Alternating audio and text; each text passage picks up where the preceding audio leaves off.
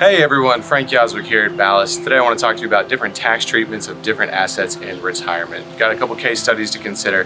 The first is the high income earner, or really just anyone with a W-2 throughout their career who saved into a 401k or a pre-tax IRA. When it comes time to take income out in retirement, all that income is going to be treated at ordinary income tax rates.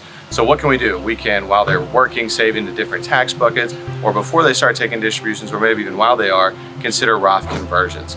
Next, we've got a business owner, and for them, when they sell their business, the structure of the sale is the key. So payment of the business all in 1 year is going to create a large tax liability in 1 year. They can spread the sale of the business into installment payments. That way they can spread the tax liability over a couple of years. If they do an earn out with salary, that salary is going to be considered ordinary income. And then how the purchase price is allocated is a big deal as well. So what's good for the seller is often not so good for the buyer. For example, price allocated to goodwill is good for the seller, that's capital gains to the seller, but the buyer can't depreciate it. So there's got to be some negotiations there. Then we've got the real estate investor as well. So higher returns in real estate because they're an active participant in their own business. But when it comes time to retire, they don't want to be answering tenants' phone calls. Hiring a property manager means expenses go up, income goes down. So what if you want to sell your real estate to get a lump sum for retirement?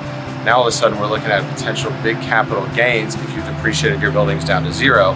But we also want to consider, what if you want to leave these real estate to the next generation? You've got to consider a step up in basis at the owner's death, which is a give and take versus keeping the property versus selling it. So these are the things that we do for our clients, consider these different tax treatments and help them navigate along the way. For more information, check out the website ballastplan.com.